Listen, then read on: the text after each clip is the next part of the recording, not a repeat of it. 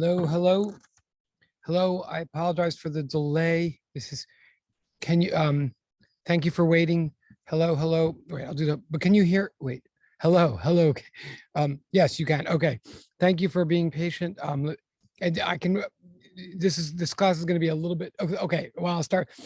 So I haven't seen you in a long time. It's great to see you guys. Hello, Miriam. Hello, Kay.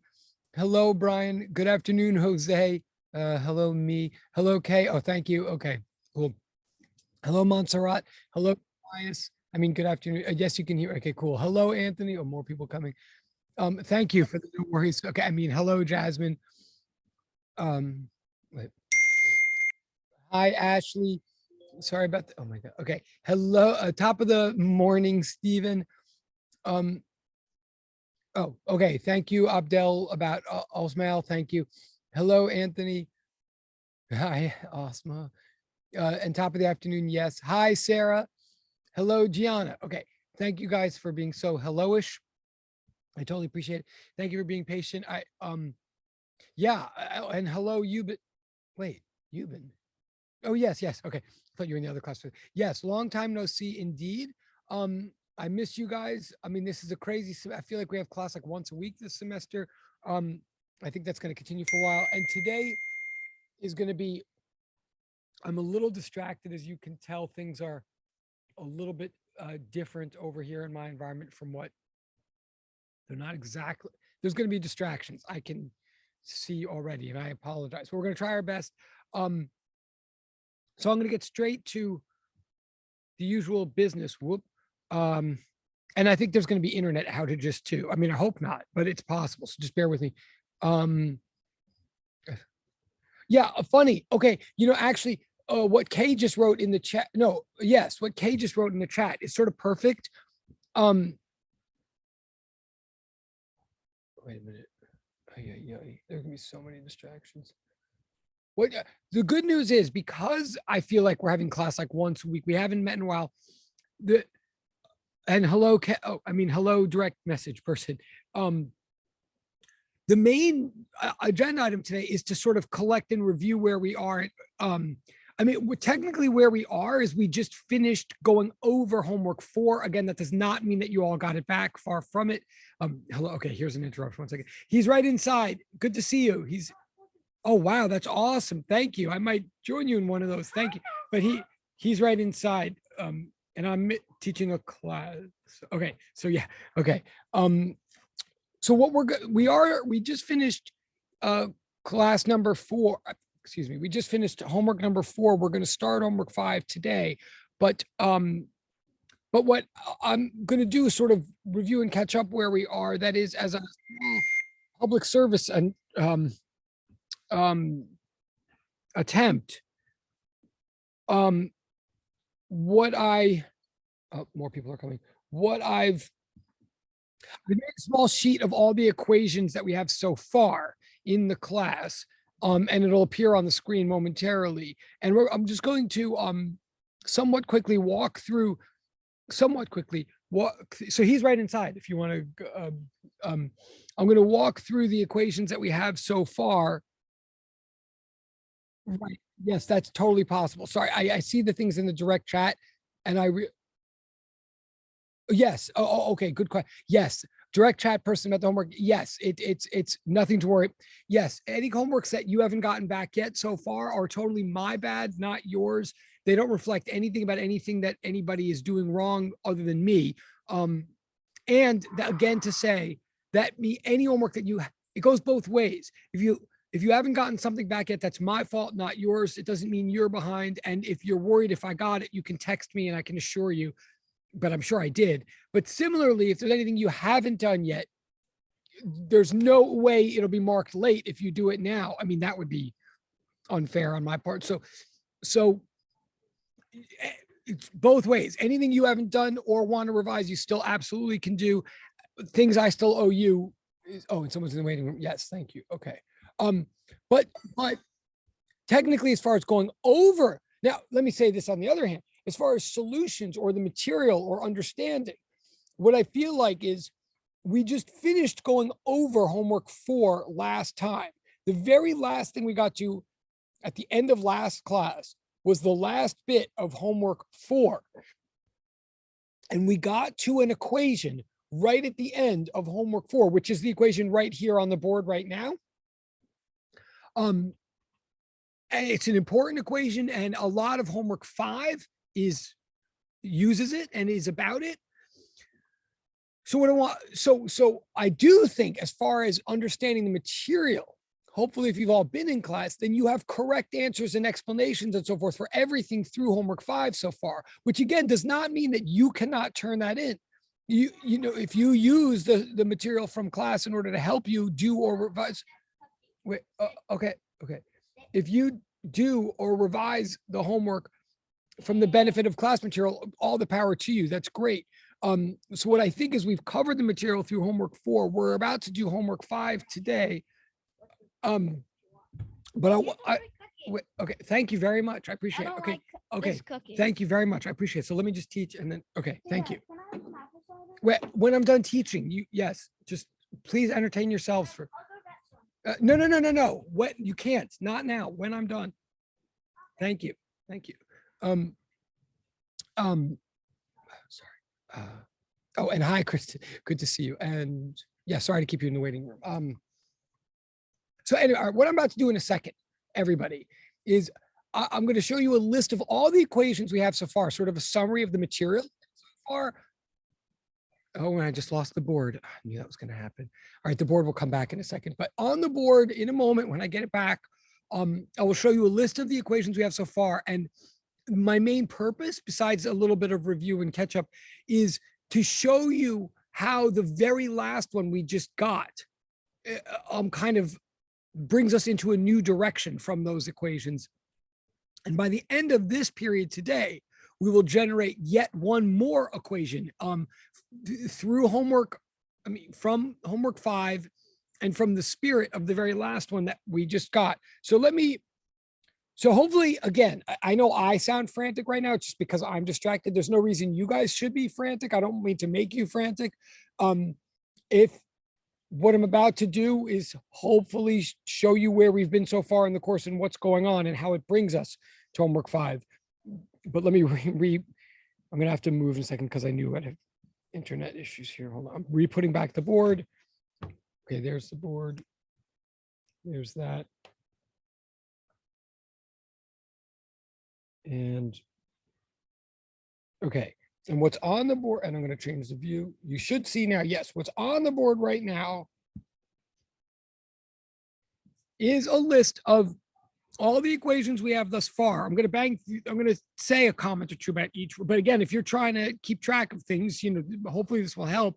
I also want to say, we're not worrying about an exam right now. I feel like we've had class 2 infrequently. There will be a midterm exam. We're not worrying about it right now.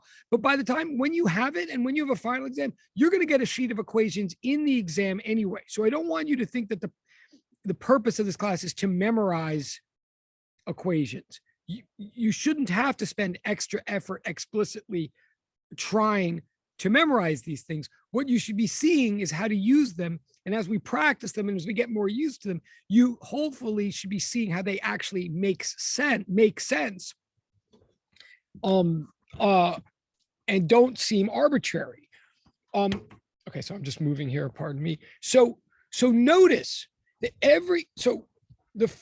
we'll notice that every equation on this list until number 6, until the very last one that we just got at the end of last week, every equation on this list is a triple equal sign. Is this a definition? Meaning that every equation on this list is true just because we're saying that that one term means a bunch of other terms. And then we're just expressing these definitions in symbolic or mathematical abbreviations. But these are not discoveries or weird formulas that work in some laboratory somewhere, and then the rest of us are just hoping they work for us. They're not formulas. They're just definitions until number 6. Well, and even number 6 is still not a formula, but so, and hopefully you'll start seeing they're all about motion in one way or another, defining terms of motion, because physics is about motion through time and space. Just notice that patterns and analogies develop as you look at these equations. Like the first two, number one, the very first thing we ever did this semester is the definition of average velocity, right? Average velocity means change in position per time. Average velocity, in other words, means displacement per time. Displacement is change in position per time. So that's average velocity is change in position per time. Then we went, so that's like a rate of change, velocity is. But then we went another level. We went a step further. We took the same concept and we extended it. And we said, okay, then changes can change. We said average acceleration, second equation, average acceleration is change in velocity per time. First, velocity is change in position per time, and then average acceleration is change in velocity per time, right? We're sort of building one change level after another. But now notice this. On the left-hand side of equation number 1 and number 2, we're talking about averages. We put a bar over the V and then we put a bar over the A, meaning the one value that applies to a continuous interval or segment of time and space, a segment or interval that exists between two individual points in time and space. So the left-hand side of equation 1 and equation 2 refer to one number that applies to a whole stretch between 2 points in time and space. Equation 1 says how you change your point in space as you change your points in time gives you an average velocity. And then equation 2 says, well, how you change your velocities from one point in space to one point in time to another is what gives you acceleration. So that makes us realize, so that's equation 1 and equation 2 are about average velocity and average acceleration. But equation 2 very specifically says average acceleration is change in velocity per time. Notice that the V's on the right-hand side of equation 2, the V's on the right-hand side don't have bars above them, right? The V's on the right-hand side of equation 2 are velocities that are true and applicable at one point in time and space at a time. So equation 2 makes us realize, oh, okay, velocity is not just an average concept. It doesn't just apply to a whole stretch between 2 points in time. It can apply to an individual point in time. So then we have a new equation for that. In equation 3, notice, right? Equation 3 is a definition of V without a bar on top of it. Equation 3 is the definition of instantaneous velocity. And what is that definition? The definition is simply average velocity, like the parentheses. Look at the parentheses on the right-hand side now, that the definition of instantaneous velocity is the whole thing of average velocity, but taken to the limit as t, as the time interval gets arbitrarily close to, approaches, gets closer and closer without actually landing on 0, right? This is the limit concept from calculus. Instantaneous velocity is average velocity in the limit. So put another way, instantaneous velocity is displacement interval per time interval in the limit as the time interval gets closer and closer to 0. In other words, it's instantaneous velocity is the average velocity between 2 points in time as we make those 2 points in time so close together that they're as close as they can be, as close as we can imagine, as close as we can measure without them actually being 1 point in time, right? So instantaneous velocity is average velocity taken to the limit as t approaches 0. In other words, instantaneous velocity is the instantaneous rate of change of position. In calculus terms, we say instantaneous velocity is the derivative of position with respect to time. It's like delta x over delta t, but in the limit as delta t approaches 0, right?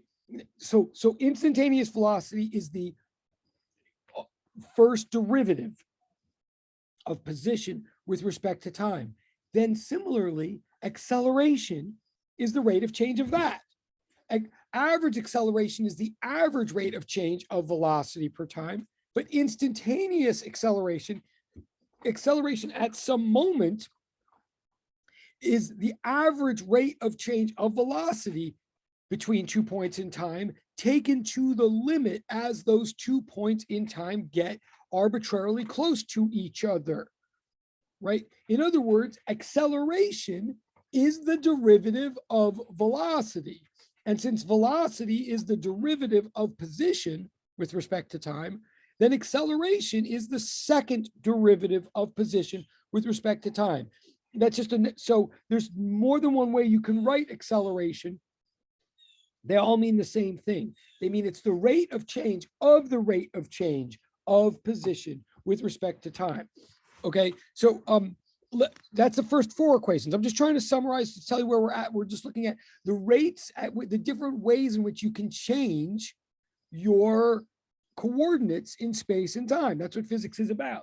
One thing, there are some of you in the class who feel some comfort level or some command with calculus. Those of you who feel some comfort or background, or some comfort with calculus, hopefully can take the calculus ideas that you have in your mind and help and use them to help make the physics ideas more clear. Like if you already feel like you understand calculus, then maybe it helps when I say instantaneous velocity is the derivative of position with respect to time. But make no mistake, there are many of you in the class that maybe took calculus, maybe even got a really good grade in calculus, but that doesn't mean that in your heart of hearts or in your honest, true personal self that you feel comfortable with calculus. Now, I'm not asking you to admit to me how comfortable you feel or not. I mean, I am asking you actually in private to feel free to admit to me, but what I want to say to everybody again, and I'll say it all through Physics 204, where the calculus gets really, really involved and really heavy. You don't have to pretend that you're comfortable with calculus yet just because you took it or just because it was a prerequisite for this course. And you don't have to pretend. There's no shame in not feeling comfortable with it yet. The more you can be honest about that with me, the better. But at the same time, let me say this. If you're not comfortable yet with calculus, don't use that as an excuse in your mind to tune out from any of these equations or any of these physics concepts, because the truth of the matter is, so again, there's some of you in the class that can use a little calculus to help you get a little bit more comfortable or fast with the physics. But there are many of you in the class who are more like me. And if you're more like me, you didn't understand calculus when you were supposed to, or when you were being asked to. I didn't. If you're like me, you may start to understand calculus better because of the physics. So what I'm saying to all of you is every time I use in this course, every time I use a calculus idea, it's not to assume that you're already there or to give any of you a reason to run away from the physics. It's actually more to set up a dialogue in your mind, an ongoing dialogue between the calculus ways of talking about infinitely small intervals and the physics way of talking about infinitely small intervals. We're both talking about the same thing. And the ideal and the truth of the matter is, even though most colleges make calculus a prerequisite for physics, they could just as easily, in my experience, they could just as easily go the other way and make physics a prerequisite for calculus courses. And it would benefit just as many people or scare just as many people. If you are like me at all, you advance a little bit in physics every time you try to think about calculus, and you advance a little bit in calculus every time you try to think about physics. They help each other. So don't run away from one just because you think you need the other. It's literally a chicken egg thing. They will keep reinforcing the other the more you keep trying to link them together in your mind, in your way.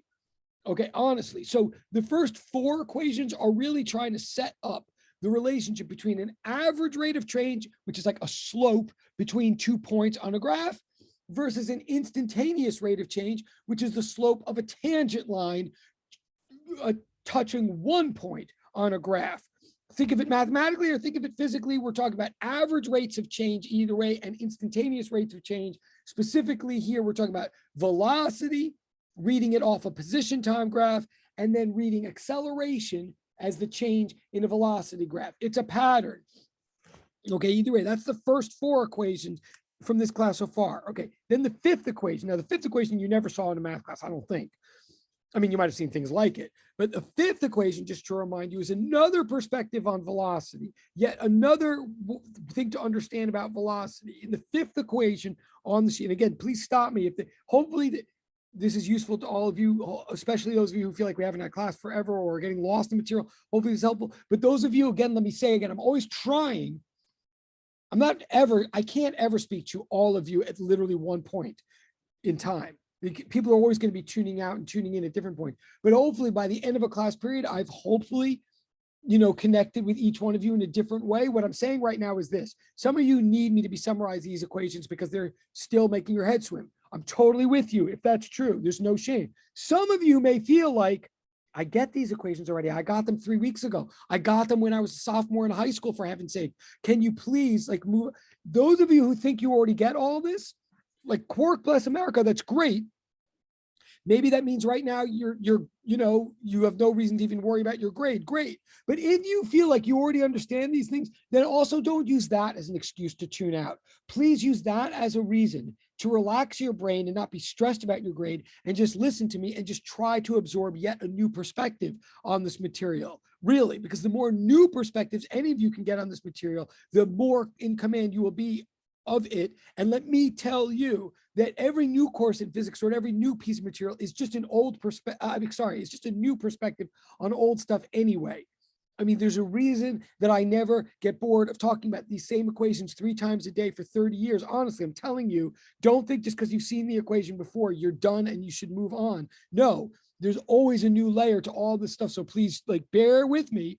If you think you've seen the equations before, then look for a new layer with me as I turn your attention to number 5 and say number 5 is trying to give us another perspective on velocity. And the perspective that number 5 is trying to give us is to say, you know what? Velocity is all about perspective, very specifically and rigorously. What do I mean? I mean this. Number 1, in number 5, I developed some new habits of notation. I start putting the arrows above the V's in number 5 to signal to all of you, and from here on in, whenever I put an arrow over something, and you can write this in your notes, please, maybe if you want, if I put an arrow above a symbol, it's telling you that that symbol is a vector quantity. It's saying that symbol has magnitude and direction, that right now, as we're in one dimension of space, direction is designated with a positive sign or a negative sign. But as we expand it to higher and higher dimensions of space, directions will get more and more elaborate and involve angles, degrees, signs of the compass, like north, south, east, west, etc. And so when I put an arrow over a symbol, it's meant to tell you have to pay attention not only to the size of this symbol, but also to the direction in any number of dimensions. Now, so velocity is a vector, it gets an arrow over it. Often I will do that in the future, put the arrow over it. Now I could have, just to be clear, I could have even put the arrow over the V in some of the earlier equations, but I didn't because it gets because there I'm trying to emphasize the bar. That means average, and starting to have too many symbols gets too clunky and too confusing. And we didn't need it then. But from here on, frequently when I'm referring to the velocity of something, I'll want to signal that it has direction and magnitude. I will often put an arrow above it. That means vector. But furthermore, you'll notice that the velocities in equation 5 also have 2 subscripts on them. Now, again, at the beginning of the year, we left the subscripts off of the equation. Sometimes when the subscripts are, we think, super, super, super clear, we might sometimes leave them off. But if there's any ambiguity at all, or any chance for ambiguity, we put 2 subscripts next to a V symbol whenever we can to remind ourselves what we learned from homework 3, what we learned from the train of thought homework, that velocity ultimately is not a property of any one given object in physics. Velocity, in order to be meaningful, is always a relation between two objects. You never just have a velocity in space or velocity in the universe. If I just ask you, how fast is that object going, period, you can always say to me, wait, what do you mean? What do you mean, how fast is the object going? Compared to what? You can always say, you should always say, relative to what? How fast is the object going compared to the ground? How fast is the object going compared to the lab? How fast is the object going compared to another car, to planet Jupiter? Like, every velocity always needs two objects to make it clear. One, the target object, the object that it's actually that it's referring to, and two, the reference object, the object to which the target object velocity is being compared. Hold it, sorry, there's as I mentioned, there would be distractions today. One of the distractions now is a dog. Sorry, whom I love, but who loves my shoelaces more than I love physics. Oops, sorry, hold on. Okay. So we put subscripts next to velocities to remind ourselves that velocity is a relational measurement. It's always a comparison of one object to another, and it's such an important comparison. The reference frame in which you measure velocity makes such a difference in the numbers. Like, the velocity of Earth is 0 relative to Earth, but it's 65,000 miles an hour relative to sun, but it's 650,000 miles an hour relative to the center of the galaxy. And all those numbers are equally correct. It just matters what you're comparing it to. Now, that idea of comparison is not just an abstraction. It matters so much that it allows us to add velocities together, as equation 5 is saying. It's saying velocity vectors add in the manner of vectors as long as you pay attention to reference frame, to comparison in a very specific, precise way. If objects A, so I'm explaining equation 5 now. Again, this is just technically a review, like technically we got to this like 2 classes ago, but I'm just trying to catch us all up. If you have any objects in your mind, 3 objects with 3 distinct velocities, objects A, B, and C, the velocities of those objects will add together as long as you organize the reference frames in the proper way in your mind. What do I mean by this? I mean something that everybody knows in simple cases and everybody relies on in simple cases. But what's surprising and interesting is that it applies even in complicated, unexpected cases. I mean this. I mean that if you are rushing for a subway, if you're rushing to get home, and you run to Columbus Circle, and you run to the escalator in Columbus Circle Mall, in the subway station.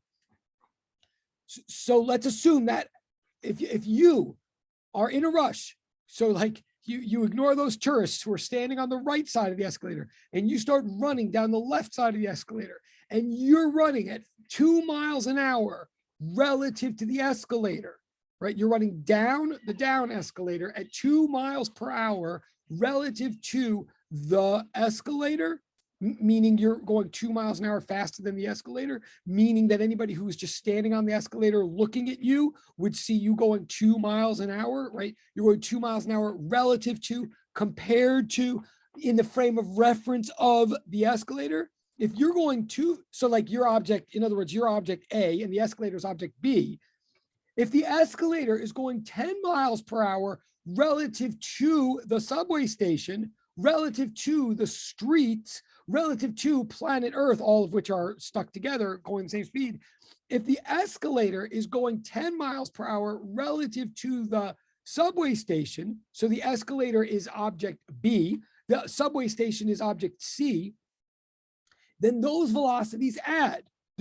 You going 2 miles an hour relative to the subway station, excuse me, you going 2 miles an hour relative to the escalator, plus the escalator going 10 miles per hour relative to the station, means that you are going 12 miles per hour relative to the station, right? And everybody knows that. Otherwise, no one ever would run down an escalator. When you run down or run up an escalator, when you run, what you're assuming in your mind is that your running speed matters, and also the escalator speed matters, and that they're combining together to make you go faster than someone who's just standing on the escalator, or to make you go faster than someone who's running but not on an escalator. You see what I'm saying, right? And you believe, and that's the same reason you take the subway. You believe you can just sit still on the subway, go to sleep, go 0 miles an hour relative to the subway. But as long as the subway is going 15 miles or 30 miles an hour relative to your apartment building, then you're going 30 miles an hour relative to your apartment building without doing anything, right? It's like totally obvious, except for this. I mean, hopefully it is obvious. The point that I'm making here in this equation is that it has nothing to do with engines or force or gasoline or anything like that. It just literally has to do with the nature of velocity. So much so, that this is the way velocity works, that velocity is a relation, and the relations, and one velocity relation is no more true than another velocity relation, that the velocity you're going is a different number depending what frame of reference you're comparing yourself to.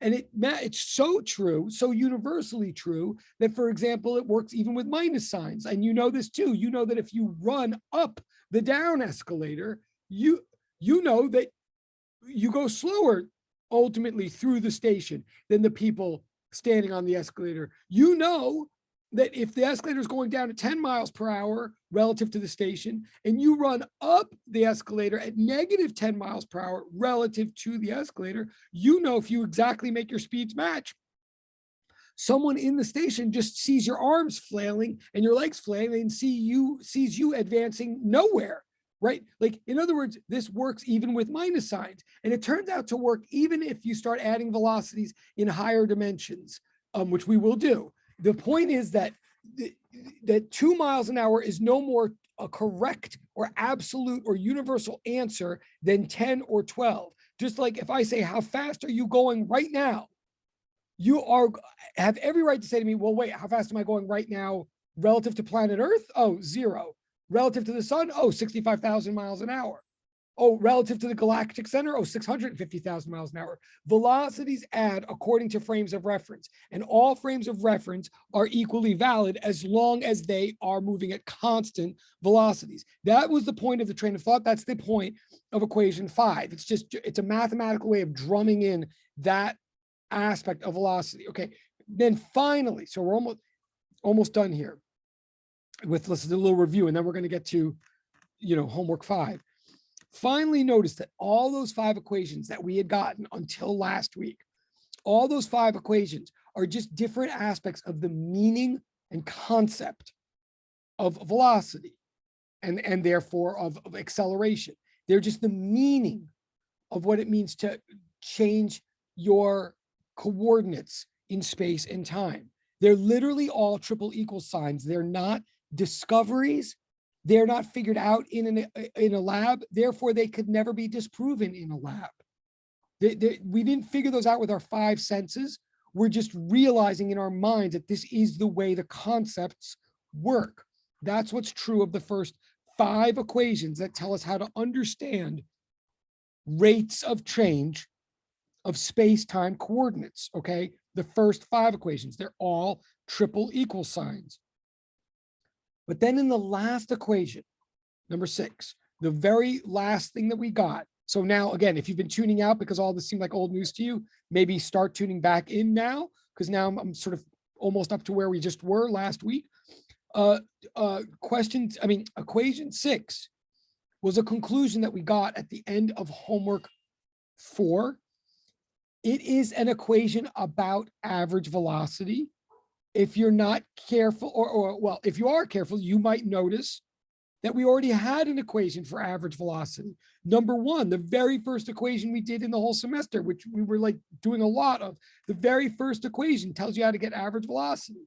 Then the very last equation also tells you how to get average velocity. Why do we have 2? Are they a contradiction to each other? No, they're not a contradiction to each other. Are they redundant? Do we need the second one if we have the first one? No, they're not redundant. We do need the second one if we've got the first one. The difference between the 2 equations is that the first one is a definition. The first, I'm saying literally equation 1 on the sheet, it is the meaning and concept of average velocity. It is always true. From here on in, on any exam or any homework or any time you're ever doing physics, if anybody's ever asking you anything about average velocity, the first thing you should always think is equation number 1, because it will never be wrong. However, as some people found when they started doing homework 5, What some people found is that equation 1, although it's always true and it's never false, and although equation 1 will always get you points if you write it down in a homework question or an exam question, like it'll always get you points if you write it down as a step number 3, as a GDP, as a general definition principle, you could never be penalized for writing it down because it's always right. But it won't always finish solving the problem for you, as you'll see in a moment in homework 5. Some people emailed me about this. It won't always get, because it's requiring information, displacement of time, that you don't always seem to have at your disposal. Sometimes we need some other way of getting average velocity, equation 6, and equation 6 is something that, when it's correct, is extremely useful, extremely powerful in a way that the other equations are not, but only when it's correct. It's a double equal sign. It's not always correct. Equation 6 I'm talking about right now. It's not always correct. It's not a definition. It is sometimes correct. When is it correct? It is correct as the words say right above it. It is correct if and only if, like IFF means if and only if you're looking at the bottom of the sheet now, okay? If you're looking at the bottom of this sheet, IFF, A equals A naught.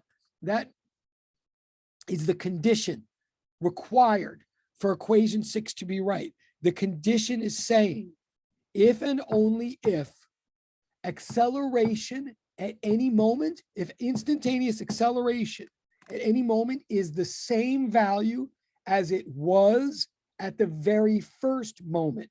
Like it says, if A equals A naught, that's a mathematical or symbolic way of saying if acceleration at any given time is the same thing it was at the very first time, at time equals 0. If, i.e., that's a mathematical way of saying if acceleration is a constant. Equation 6 is the first of a number of equations and observations and concepts that we're going to get that apply to a condition known as constant acceleration. In fact, technically, the whole sort of chapter that we're embarking on now, or the unit of physics that we're in now, is technically called, well, is called constant acceleration, or called the constant acceleration equations, what we're involved in now, what we're embarking on as of homework number 5. And so if you ever wanted to look this up in a textbook or in Khan Academy or in the other YouTube thing called 3 Brown and 1 Blue, which is great, especially for those of you who feel like you're bored of this class right now or feel like this is all too easy. And again, I'm not saying that to criticize anybody or to shame anybody. Some of you find it too hard, some of you find it too easy. That's like always true at this stage. If you find things too easy, look up some of these concepts on the YouTube. I mean, if you find it too hard, look up Khan Academy. If you find it too easy, look up the YouTube channel called 3 Brown, 1 Blue. They're fabulous. Like, I wish I were those guys. They're amazing. They put a whole new perspective on everything, including the basics, or especially. Anyway, my point is this. My point is we're doing equations and concepts that apply when acceleration is a constant, denoted mathematically as A equals A naught. Constant acceleration means in English, unchanging change. Okay, that's a subtle notion. In fact, even those of you who think you've got it, even those of you who think you're bored, I would invite you to actually really put some time into thinking about that's a paradox. It's not a contradiction, but it is a paradox to say unchanging change, to say that there's a rate of change that isn't changing. We're talking about, from here on in, we're talking about objects that are getting faster and faster or slower and slower, but in a patterned way. Objects that are gaining speed, but they're not gaining the way in which they're gaining speed. Constant acceleration. That's what homework 5 asks us to turn to. That's what the very last example on homework 4 asked us to look at, like patterns of numbers, like if your velocity, if for example, if you're getting faster and faster, you're definitely changing your velocity. That's definitely called an acceleration. But you might be getting faster and faster in a very dramatic way, or you might be getting faster and faster in like a steady way. Like you might be getting faster and faster at a rate of 10 miles per hour every hour. Like you're going 0 now, then 10 miles an hour in an hour, then 20 miles per hour in 2 hours, then 30 miles per hour in 3 hours. That would be an example of accelerating at a constant rate. Your velocity would not be constant, but your acceleration would. It's worth thinking about. It's sort of at the heart of physics. So this very last equation, V equals, or V bar equals V naught plus V over 2, is our first example of an equation that is true only when the condition of constant acceleration is met. It's saying in short, and now I'm going to turn the page. I know now I'm like even boring myself. I'm going to turn the page and go to homework 5 in a moment. But in short, what equation 6 is saying is, as long as you're gaining velocity or losing velocity at a steady rate, then and only then, it's true that your average velocity is not only your displacement over your time, as it always is, but it's actually your middle velocity. It's actually true that your mean velocity for a whole interval is actually also your median velocity, as we showed with raw numbers last time. As long as the numbers are always increasing or decreasing by the same amount, then whatever velocity number occurs right in the middle of the time will be the middle of the progression, because the progression is steady. So if you ever want to know what your average velocity is for some interval of time, as long as you know acceleration's constant, you can actually just take the very highest velocity, the very end velocity, add it to the very lowest or the very first velocity. You can add them together, the two endpoint velocities, and divide by 2. In other words, you can just average the endpoint velocities, and that will be a good trick that will work for getting you the overall average velocity. It didn't work on the Hilfiger problem. It didn't work in Grandma Grimm because we weren't accelerating at a constant rate for those problems. But if and when we are, then you can rely on that trick. So that ends up helping you with homework 4. So we're going to turn to homework 4. So hopefully that, I don't know if that, so bottom line, equation number 6 is our first example of equations that are true if and only if acceleration is a constant. It's not saying, equation 6 is not making a statement about acceleration. It's making a statement about average velocity, but the statement only works if you happen to know that acceleration is a constant. So we're going to turn our attention now to homework 5. Sorry, I'm being so something. Sorry, I'm doing an imitation of myself here. We're going to turn to equation 5, to homework 5, which means I'm going to change the board. What I'm going to do now, and please tell me if in the direct chat if you're lost or bored or whatever. Well, maybe don't tell. I don't know. Anyway, but what I'm going to do now is I'm going to change the screens. I'm going to put homework 5 up on the screen, and I'm going to talk us through. I think I did this once before. I'm just going to talk us through the answers of the first question, homework 5. So I'm not going to write anything down. So you please take notes, and I'm just talking us through. You'd have to show full work, when you hand in the homework, or if you already did. But because I want to get us, because we have 27 minutes, I want to get to the middle problem on homework 5. And again, if you have done homework 5, I apologize that you haven't gotten it back yet. You will, but if you haven't, you can still do it, and you won't be punished for being late or anything like that. And yet, the people who have done it, believe me, you're being karmically rewarded. It's noted. I know that you've done it already. Don't worry, and it is to your advantage that you've done it already, because you're going to understand what I'm about to say that much better. But here we go. I'm going to switch the board now. I'm going to switch the board.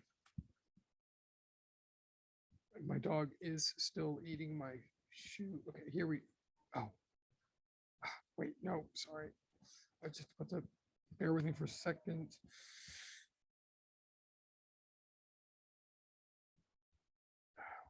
Okay, here we go. Okay, here we go. Yeah, so I'm going to homework 5. I'm going to, from the beginning, homework 5. And again, I believe we're caught up with ourselves here, because I believe we've gone over every answer through homework 4 at this point. So bear with me. Here's, okay.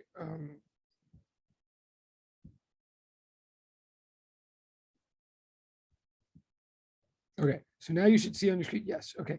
And I really okay, just quick. So now hopefully you see this on your screen. I think you do. Can I just get quick, for those of you who I see, like Jasmine and Alsmael, I totally appreciate it, and Gianna, sort of, can I just see, or Kay, can you just give me a quick thumbs up if you're with me, if you know what's going on in class right now, just like if you know. Great. Thank you, Jasmine. That works. All right. Great. Thank you. I totally appreciate it. And thank you. Oh, thank you, Gianna. Thank you. Thank you, Kay. Totally appreciate it. All right. I don't know why remember, this for you, this is physics class. For me, this is group therapy. So, okay. Thank you for making me feel seen. Okay. Okay, so we're on, so question 1, midpoints and averages of homework 5. Again, if you've done it, hopefully you're looking at what you did. If you haven't done it, hopefully you're taking notes. Okay, so we got this particle. It starts out from rest. It could be any, and it could be a car, could be a planet, could be a hydrogen atom, whatever. Particle just means like object at this point. It starts from rest. So V naught equals 0. We're being told that. It has an acceleration of 4 meters per second per second. That's the same thing as 4 meters per second squared. Either way you like to say it. I like, 4 meters per second squared, maybe the technically more customary way, but maybe it makes more sense to some of us to realize that 4 meters per second squared just means it's gaining 4 meters per second of speed every second, 4 meters per second. That's what that means, okay? And it tells us here, it tells us the particle continues to accelerate at a constant rate. So that's a way of saying it's saying A naught is 4, and A is always the same as A naught. It's always 4. So A is equal to A naught here, like the average acceleration, the initial acceleration, the instantaneous acceleration at any moment, it's all the same, 4. So that's right away, by the way, that's a hint. We're talking about constant acceleration. It's giving us permission to use any equation or any observation that we generate from here on in about constant acceleration. Pause for a minute. Yes?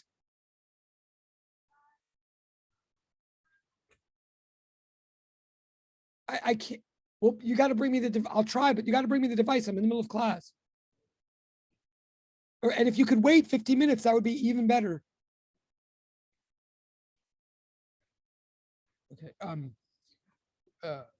Yes. Okay. Well, we'll see what happens. I mean, Lord, far be it for me to make anybody wait for Minecraft.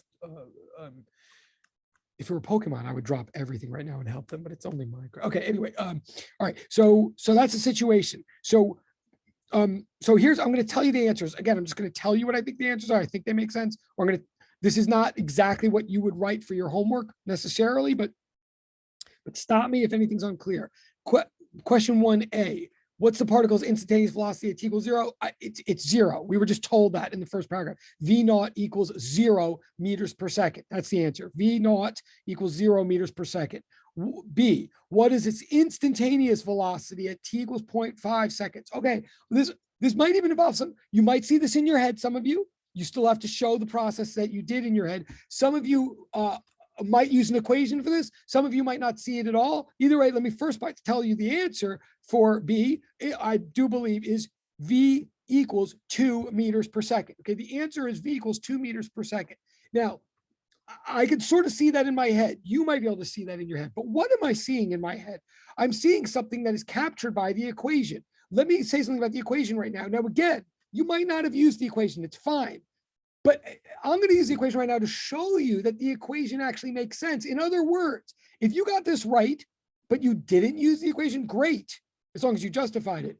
But please then see that when I now show you the equation, you can see that this equation you've always known.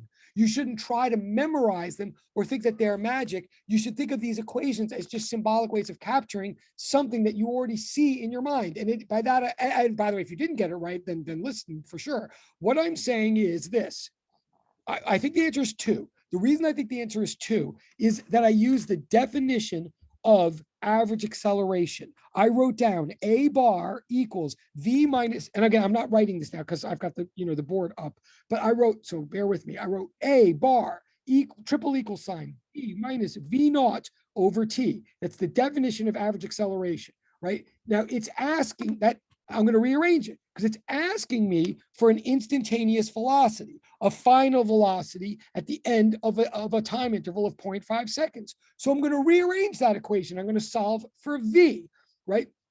I'm not even plugging in numbers yet. I'm just rearranging it for what I'm solving for. Again, you might not have done this, but maybe it'll show you how reasonable these equations actually are. I'm going to rearrange it and write V. I'm going to multiply another. Someone's here. Sorry. I'm going to multiply both sides by T.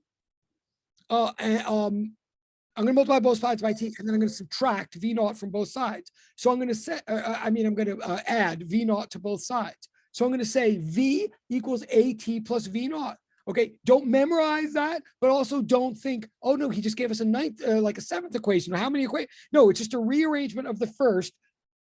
I mean, of the second equation of the from that sheet, it's V equals AT plus V naught. It's just saying your velocity at any moment is the rate at which you gain velocity plus whatever velocity you started with. Okay, so I wrote V equals AT plus V naught. Again, I will get fast. I won't have to do this every single time. I'm just making it clear to whoever needs this.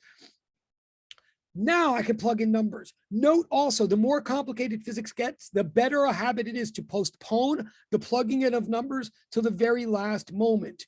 Because as long as you plug in the numbers at the last moment, then in case you made any mistake with any of the numbers or any computational error or carried over a number from some earlier problem where you made a mistake, this minimizes those errors. And it means that whatever physics you're doing right now is most likely correct and might teach you some physics that you'll need for future problems. So I just wrote down V equals AT plus V naught. Now I'm going to plug in numbers. V naught is 0, so I cross it out. It's 0, right? So V equals AT. What's A? A is 4. And what's T? T is a half second. Okay, so V equals 4 meters per second squared times 0.5 seconds. The second, one of the seconds cancels, and I get 4 times a half is 2 meters per second. Okay, so the answer to B is 2. Again, for many of you, I just hit a hammer with I just hit an ant with a sledgehammer, if you know what I mean. Like many of you might be thinking, Jesus, he made that complicated. Like I saw the answer right from the start. Maybe so, great, Quark bless America, if that is true.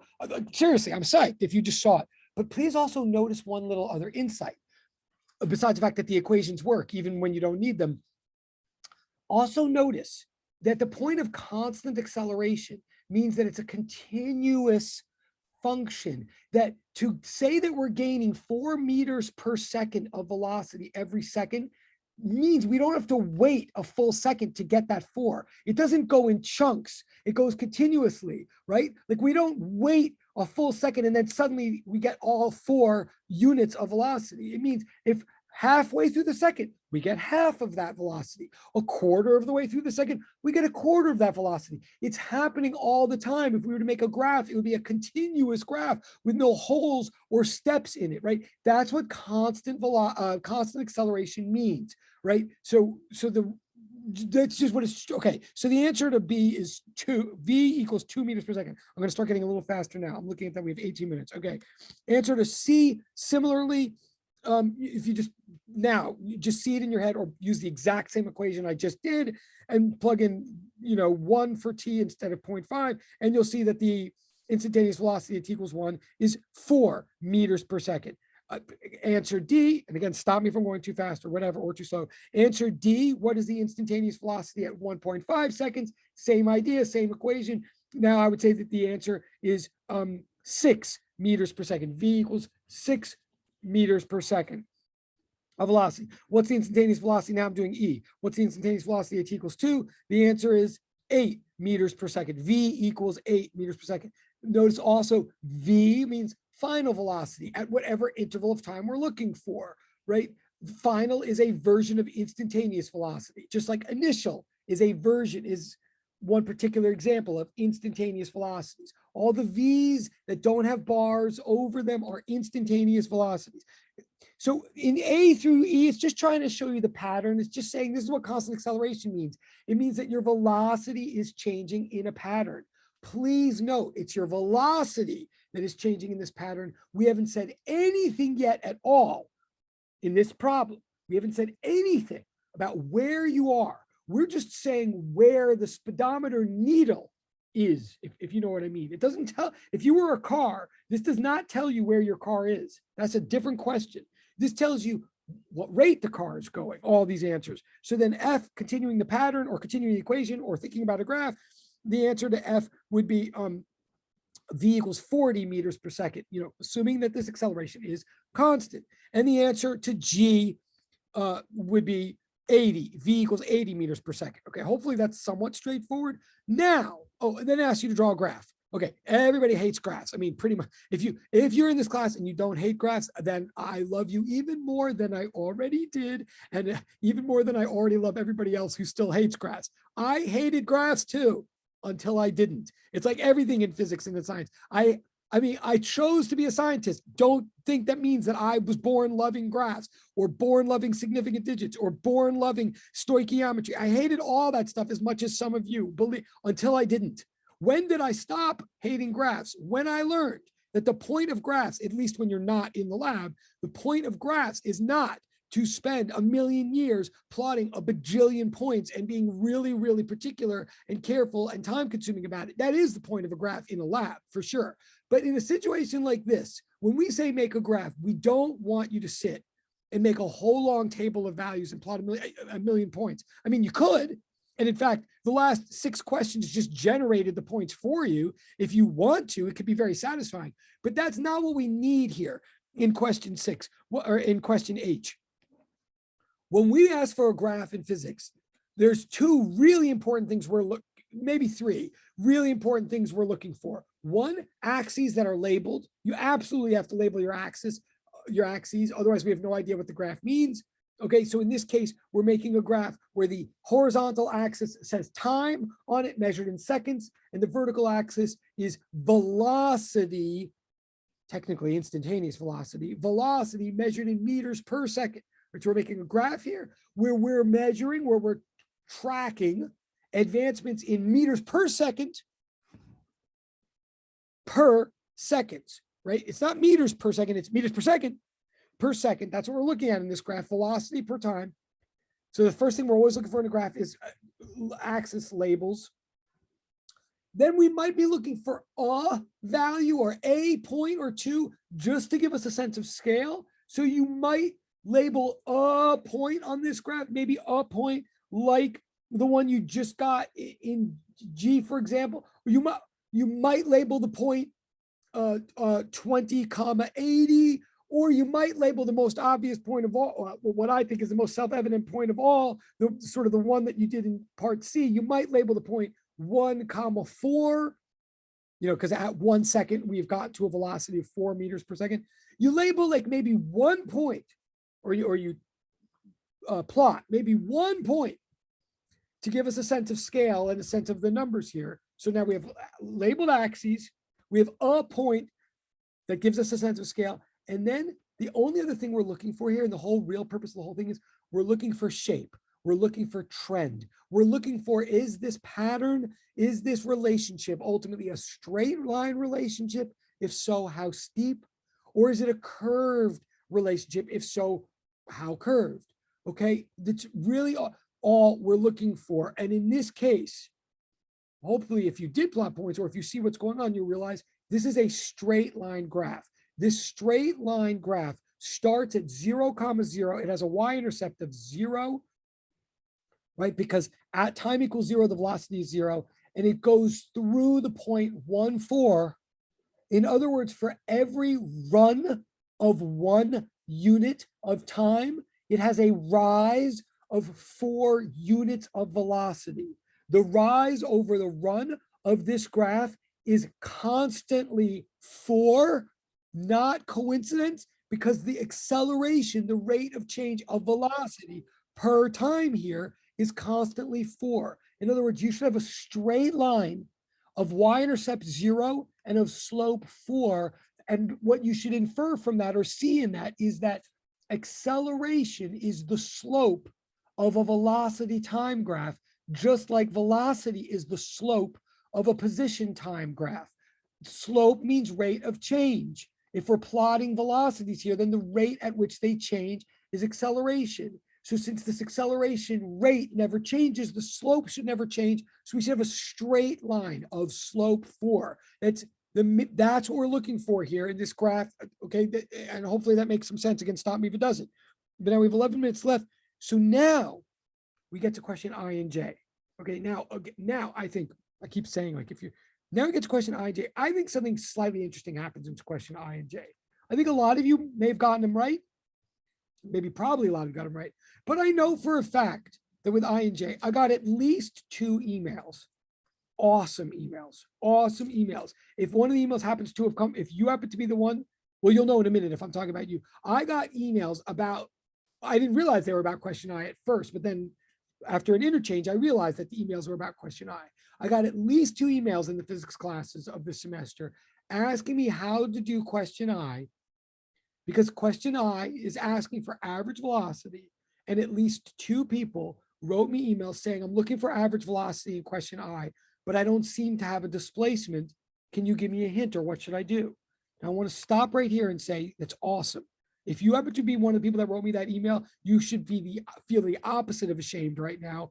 First of all, no one should ever feel shame, really. I hate that word. But seriously, I'm complimenting you and thanking you if you wrote me that email, and feel free to screenshot it and submit it for class participation. And thank you on behalf of some of the people that might not have wanted to write that, but I'm glad somebody did. I'm going to explain it. In other words, I know for a fact that a couple of people did not know how to do question I, and I'm glad to know that. And the reason that a couple of people didn't is because they did a very good thing. A couple of people said, well, they're asking for average velocity in question I, and Yaverbaum keeps making a big deal that it's always true that average velocity is always displacement over time. He keeps saying that equation 1 of this semester is always true, and it should always be the first thing that goes through our mind when we're asked about average velocity. So I wrote that down, but then I got stuck. And you are absolutely right. It should be the first thing that you write down or think. And if this were an exam and you wrote down average velocity equals displacement over time for question I, you would get points for that. That is a correct way to start, because it is right and it is true. Now we're going further, though. It is also true that that won't end the day for you. That alone does not make it obvious what to do in question I, because it is true, as the 2 people wrote me in emails, at least 2 people. It's true that it's not obvious what the displacement is. So I'm sorry, again, I'm looking at question I where it asks, what's the average velocity for the first 2 seconds of the trip? I'm not only praising people for knowing that average velocity should be displacement per time, and I'm also just praising people for doing the homework and trying and asking me about it. Like, that's good.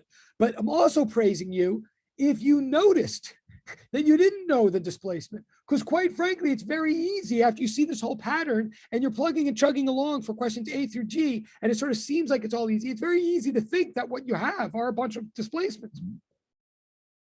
It's very good if those of you caught that what you know in questions A through G are velocities. You don't necessarily know where this object is yet. You literally don't. And it's actually very good if you're noticing that distinction, that we have not yet said anything about where this object is. And that is what you would need for displacement. So now there's one of 2 possibilities to get question I. Either there's one of 3 possibilities. Either this is going to be like the Hill figure problem a couple weeks ago, where it turns out the displacement doesn't matter at all, and we can just end run it. Okay, maybe that's true. Or 2, it's possible that even though we don't have the displacement, that we can get it somehow with all the information we have so far. Well, yeah, basically, actually, those are the 2 possibilities. Either we don't need the displacement in order to get the answer. We can end run it somehow, like we did a couple weeks ago. Or even though we don't have it yet, we can get it. Now, what I'm here to tell you with 7 minutes left, actually, I have to speed up a little bit. What I'm here to tell you is we actually can get the displacement, and that's what we're going to learn in the next question in Roman numeral 2, even though I have to do it a little bit quickly. We can get the displacement. We do have enough information to get it, but it's true we don't have it yet.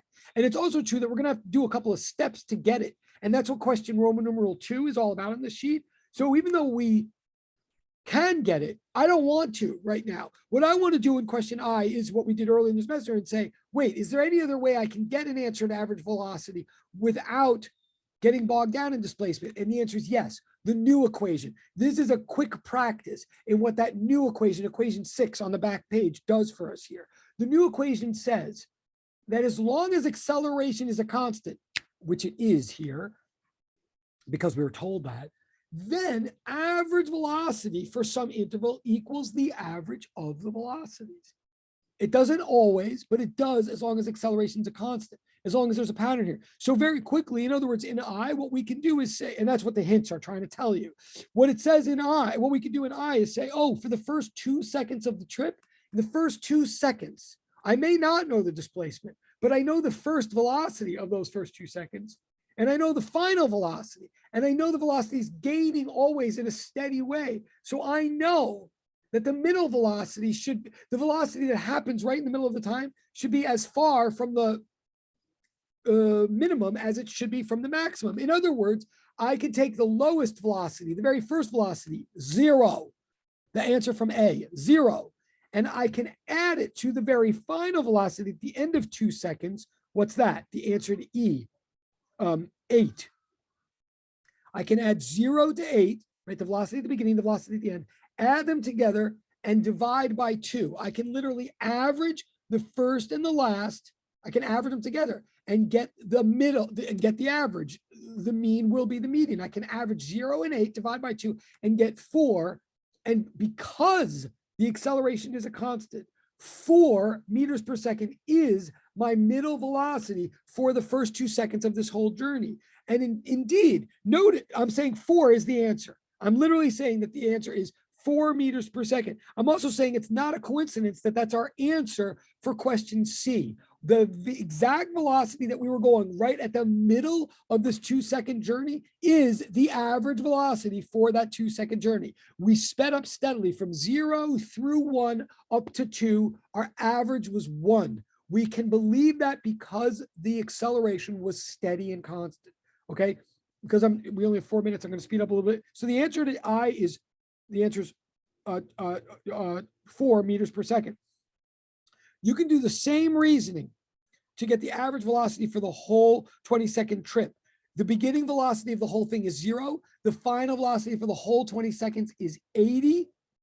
The average velocity, therefore, is 0 plus 80 divided by 2, 40. Exactly what you were going at the 4th second of the trip. Okay, so the answer to I and you, oh my God, the answer to I and J is 4 meters per second and 40 meters per second. Now, we only have 4 minutes left. I want to quickly, I'm going to have to be very quick about this. I'm going to address, and the dog is, okay. I'm going to have to address the Roman numeral 2. In order to do it quickly, I'm going to tell you right now, I'm going to tell you the answer. I'm going to tell you what's not right. I'm going to tell you what is right.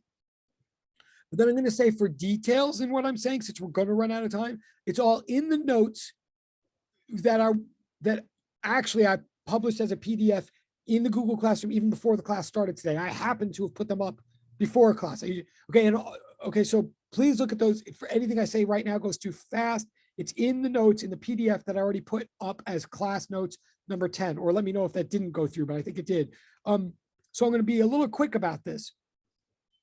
I'm going to say, so question 2 asks, in effect, the thing that people were asking me in email. It says, all right, let's say you do have the acceleration rate. Say something is accelerating at a constant rate, but you don't just want to know its velocities. You want to actually know how far it goes. Can we do that?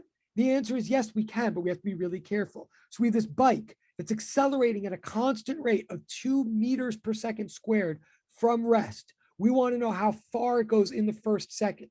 Okay, what I know, just looking at all the knowledge I just did in Roman numeral 1 is, if it's accelerating at a constant rate of 2 meters per second squared, I know at the end of the first second, it's going 2 meters per second. At the end of the next second, it's going 4 meters per second, then 6, then 8, then 10, etc. That's what its velocities are doing. What if I want to know how far it's going?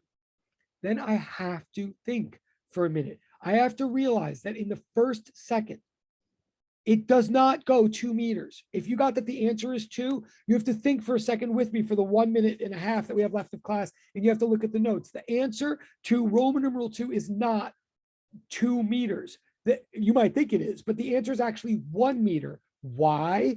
Because in the first second, this thing accelerates up from a velocity of 0 continuously and smoothly and steadily all the way up to a velocity of 2. Its final velocity at the end of that 1 second, its final velocity is 2. But that's not its average velocity, right? Average velocity is what equals displacement over time. You want to know how far you go, you have to know how much time you're going for and what your average velocity is. Displacement equals average velocity times time.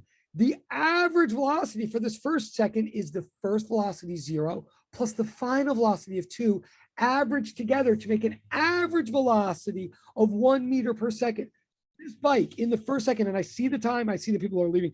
I will leave in 1 second too, but just bear with me. The average velocity you go for this first second, if you're on this bike, is you go 1 meter per second on average. Therefore, in the 1 second, you travel 1 meter. If you really want to see what I'm saying, test it for going 3 seconds. If this bicycle traveled for 3 seconds, and you want to know how far it would go, it would not go 6 meters. If it traveled for 3 seconds, then by the end of its third second, it would be traveling a final instantaneous velocity of 6 meters. But therefore, on average for those 3 seconds, it would be 0 plus 6 divided by 2 is 3 meters per second. It would be going on average 3 meters per second, and it would be doing that for 3 seconds. So in 3 seconds, this bike would travel 9 meters, not 6, 9. Okay, that's the way acceleration is related to average velocity. If you want to put the thought process that I just did together in equation steps, you can, and I do that in the notes that you'll look at in Google Classroom, please.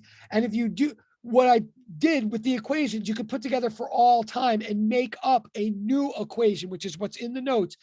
Like, you never have to plug in those particular numbers again. For all time, you could put the equations AT plus V naught equals V with X equals V bar times T, and that will work for all time. And that is it. And that's class. And now I have to go. So thank you all very much. I'm going to go right now, but thank you all very much. I'll see you later. Okay. Cool. Wait, no. You're lying.